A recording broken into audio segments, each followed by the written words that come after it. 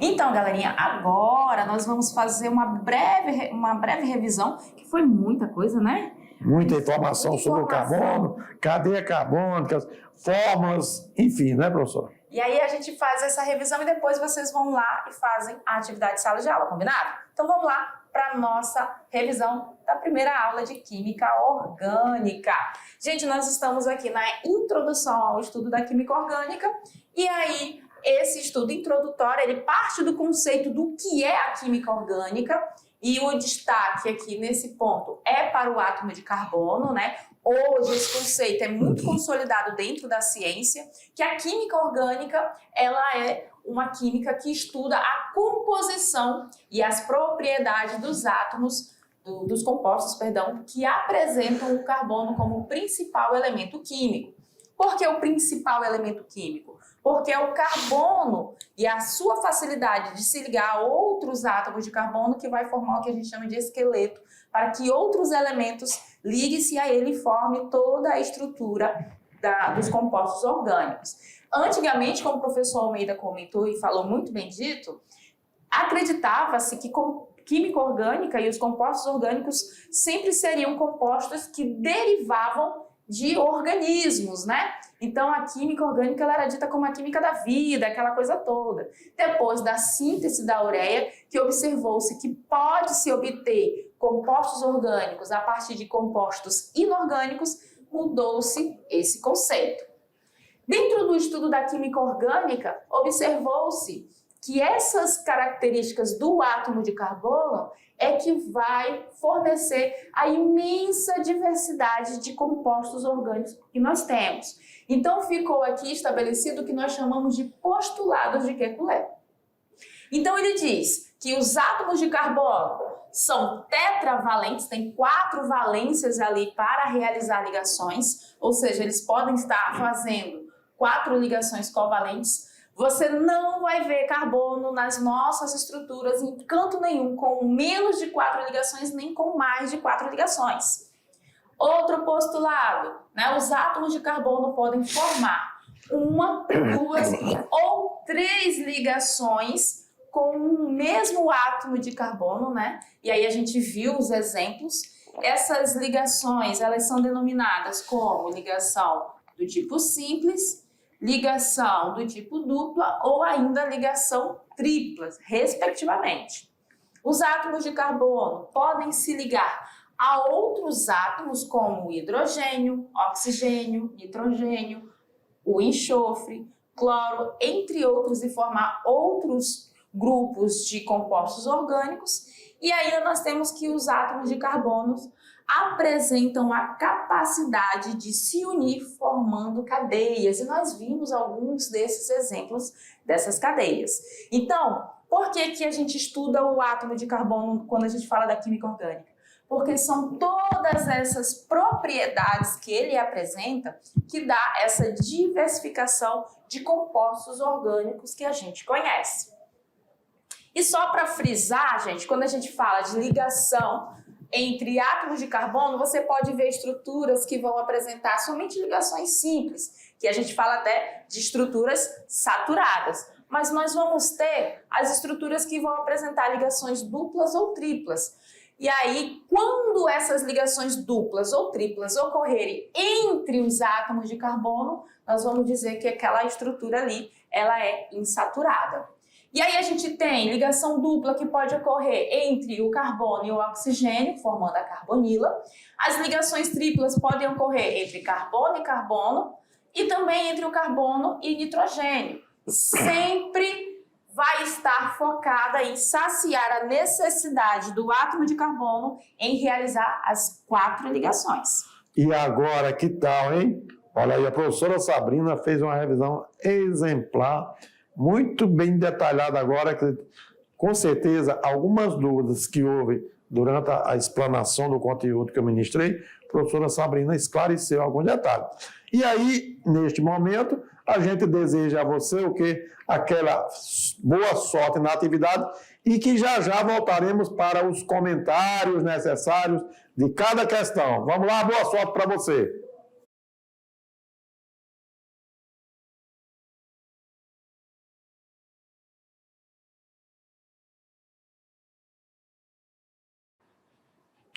E agora, que legal, hein? Você realizou essa atividade, com certeza você está tranquilo. Se você acertou 100% das questões, parabéns.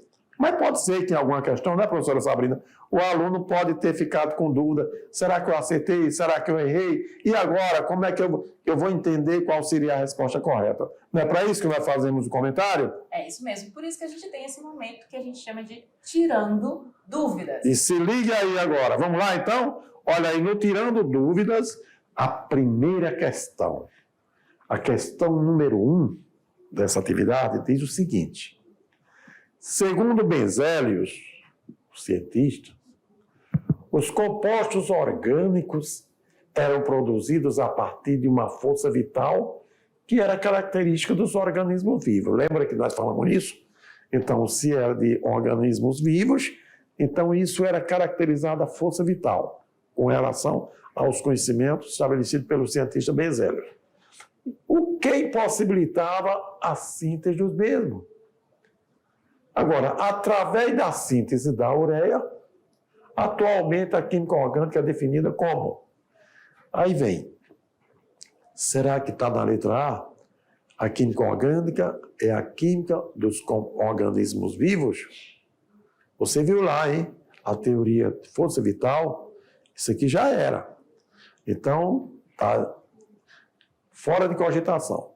B, parte da química que estuda os sais, porque eles são compostos iônicos. Não, tudo bem, tem os sais orgânicos, mas falar os compostos orgânicos, na sua maioria, são ligações covalentes, são compostos moleculares, não são compostos iônicos.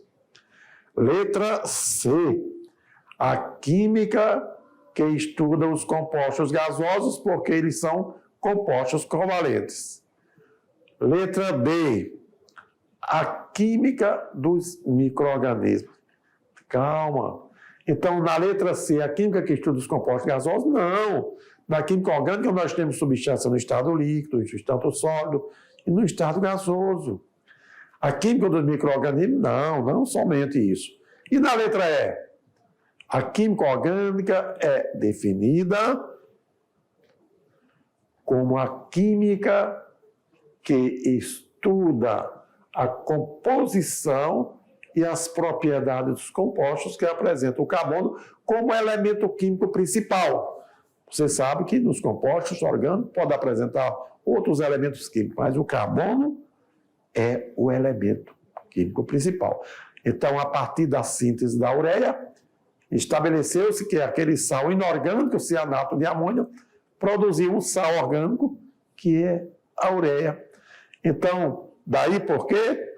A alternativa correta, a letra E, meu caro aluno. Se você assinalou, parabéns. Mas, de qualquer maneira, esclarecemos as suas dúvidas, caso você tenha escolhido alguma outra alternativa, tá certo? E aí, vamos ao comentário. A resposta alternativa, letra E. Por quê? Porque a química orgânica é definida como a química que estuda a composição e as propriedades dos compostos que apresenta o átomo de carbono como o principal elemento químico. Nós vimos que nos compostos orgânicos podem ter o nitrogênio, pode ter o enxofre, pode ter o oxigênio e pode ter o fósforo. Nesse caso, o oxigênio, por exemplo, ele pode entrar como um heteroátomo ou pode formar uma carbonila, o C-O, conforme eu esclareci no comentário. Valeu? Então, acredito que, quanto a essa primeira questão, você entendeu perfeitamente por que a resposta certa seria a letra E.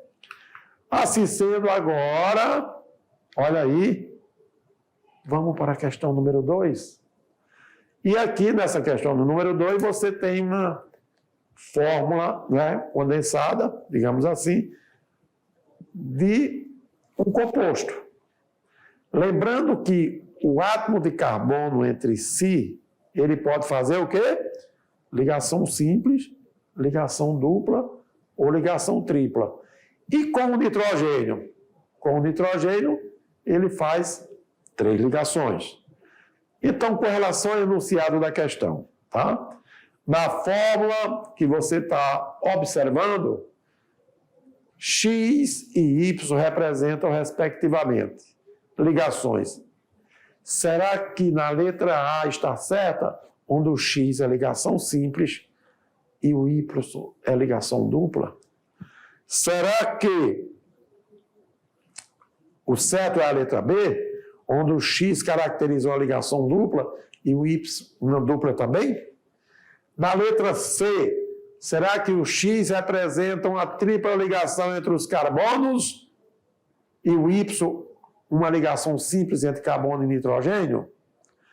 Ou será a letra E, onde o X representa uma ligação simples e lá no carbono com nitrogênio uma tripla ligação? E aí, veja bem, você deve ter observado as ligações que o carbono pode fazer, o nitrogênio nós tivemos exemplo também, e com certeza, se você assinalou, aí olha só, a letra D, então com certeza, para garantir que o hidrogênio só faz uma ligação e que o carbono tem que fazer 4 ligações entre si, nessa estrutura, o X representa uma ligação dupla e o Y uma tripla ligação. Beleza? Vamos lá para o comentário? Olha só. Que legal! Agora sim, tá vendo por que a alternativa D? O carbono aqui, ó, como ele faz uma dupla ligação com outro carbono, o primeiro carbono precisa de 2 hidrogênios para completar as 4 ligações. O segundo carbono, por ele fazer uma dupla ligação e outra ligação, fazer uma dupla com carbono e uma ligação com hidrogênio, para o segundo carbono precisou só de mais uma ligação. Com relação a esse carbono, que ele está tudo bem aí, o terceiro carbono, ele está completo, porque ele tem 2 ligações com cada carbono e tem 2 hidrogênios. Tudo bem. No Y, por que é uma tripla ligação? Porque o carbono que já fez uma ligação com o carbono anterior, ele precisa de quantas ligações para completar o 4? Precisa de 3. E o nitrogênio, por sua vez, ele tem 5 elétrons na última camada. E aí ele precisava de quanto para completar 8?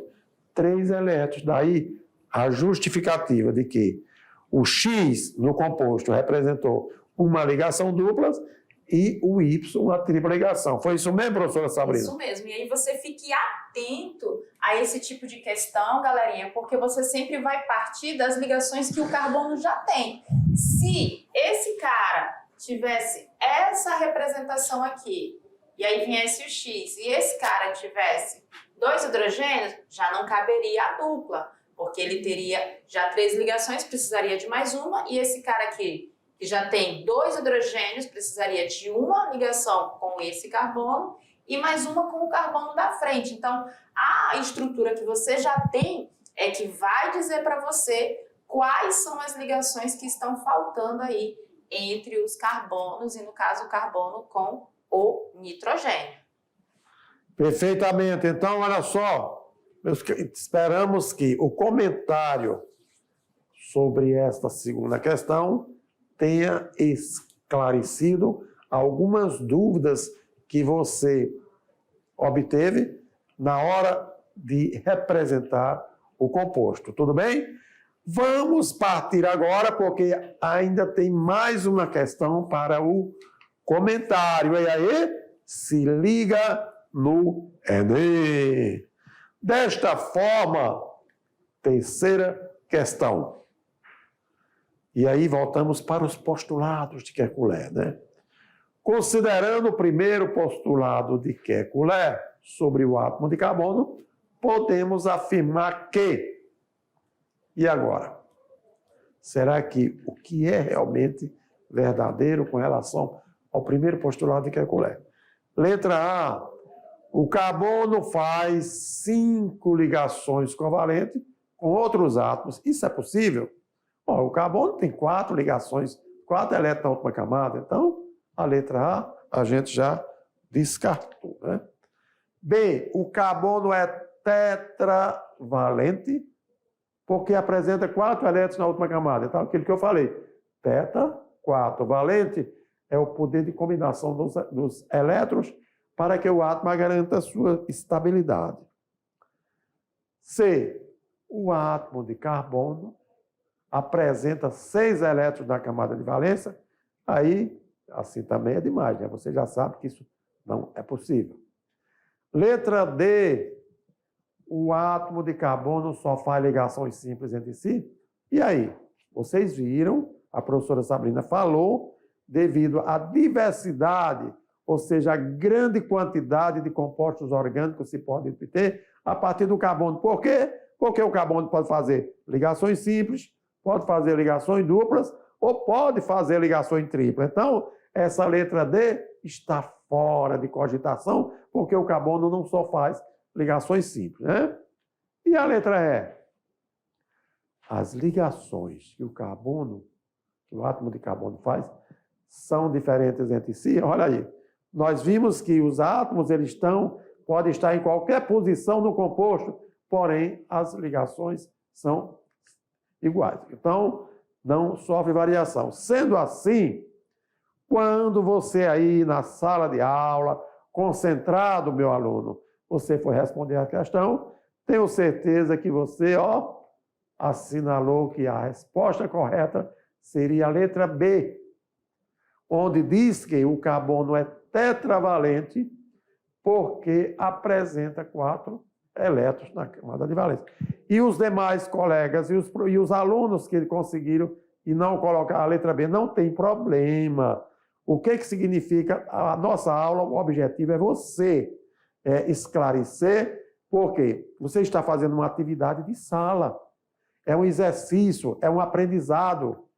Agora, quando for lá na prova, nas avaliações, claro que você vai ter mais segurança dos conteúdos, mas por enquanto é apenas exercício, não é isso mesmo, professora? É isso mesmo, galerinha. E aí, vamos aqui no comentário, olha aí. A alternativa B, porque o primeiro postulado de Kekulé fala sobre o átomo de carbono, que estabelece o seguinte: o carbono é tetravalente porque apresenta 4 elétrons na camada de valência, ok?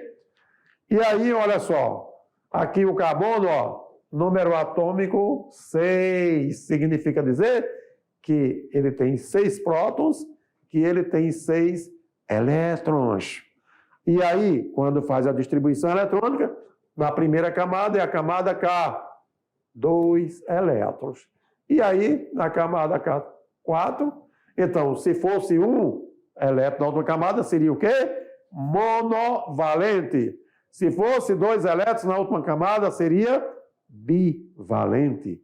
Se fosse 3 elétrons, seria trivalente.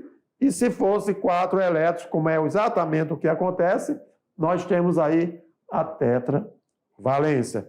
Portanto, meus alunos, você, no terceiro ano do ensino médio, a mediação tecnológica, ok? Esperamos ter ficado tranquilos e que tenha aprendizado através dessa primeira aula o que realmente significa química orgânica.